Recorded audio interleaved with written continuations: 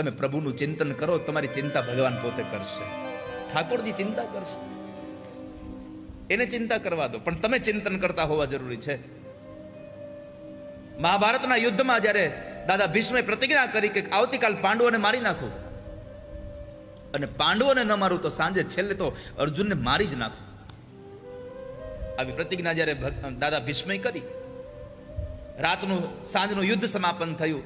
બધા જ લોકો પોતાની છાવણીમાં ગયા, રાત્રિનું ભોજન કરી અને બધા જ લોકો વિશ્રામમાં જાય.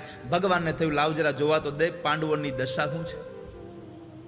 અને ભગવાન ઠાકોરજી નીકળ્યા અડધી રાતે. યુધિષ્ઠિરની છાવણીમાં જોવે તો યુધિષ્ઠિર પોતાની તલવારને ઘસી તૈયાર કરે છે. પૂછ્યું કે અત્યારે હોઈ ન જાવું? ધર્મરાજ બોલ્યા છે કે પ્રભુ તમે તો જાણો છો, દાદાએ પ્રતિજ્ઞા કરી છે કાલ મારી નાખવાની, ઊંઘ નથી આવતી એના શબ્દોથી, તૈયારી કરો. ભીમ પાસે ગયા તો ભીમ પણ પોતાની ગદાના યુદ્ધ દાવ શીખી રહ્યા છે. ધર્મરાજે જવાબ આપ્યો, એ જ જવાબ આપ્યો કે દાદાના શબ્દો અમને ઊંઘ નથી આવવા દેતા. ભગવાને કીધું તૈયારી કરો. નકુલ ને સહદેવ પાસે ગયા તો નકુલ અને સહદેવ પોતાના તીરકામઠાઓને ઝેર પીવડાવતા હતા.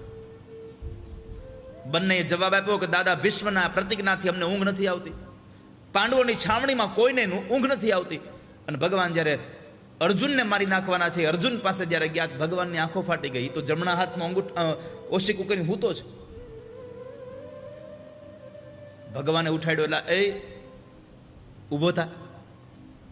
ભગવાને અડધી રાતે જગાડ્યો. ભગવાનને વંદન કરે, પ્રભુ તમે અત્યારે અહીંયા? અરે હું અત્યારે તો ઠીક વાત છે, કાલની ખબર છે ને દાદા ભીષ્મે પ્રતિજ્ઞા કરી છે. હા પણ એ તો કાલની વાત છે. તો કે એટલે જ આવ્યો છું કે આ તારા ભાઈઓને કોઈને ઊંઘ નથી આવતી, તારી છાવણીમાં કોઈને ઊંઘ નથી આવતી, અને દાદાના શબ્દો સાંભળ્યા પછી તું આમ શાંતિથી હોઈ જાય, તને ઊંઘ કેમ આવે છે? અને ત્યારે અર્જુને એટલું કીધું, પ્રભુ મને ઊંઘ એટલા માટે આવે છે કે મારી ચિંતા કરવાવાળો કૃષ્ણ હજી જાગે છે, એટલા માટે. મારી ચિંતા કરવાવાળા પ્રભુ તમે જાગી રહ્યા છો. પણ મારે તમને કહેવું છે કે કૃષ્ણ અડધી રાતે એટલા માટે જાગતા હતા કે જ્યારે અર્જુન સૂતા હોય તો એના રૂવાડાઓમાંથી અવાજ આવતો હતો, કૃષ્ણ કૃષ્ણ કૃષ્ણ. આ સંસારમાં જે માણસ સતત પરમાત્માના નામનો આધાર લઈને બેસે છે, એની ચિંતા પછી પરમાત્મા કરે છે.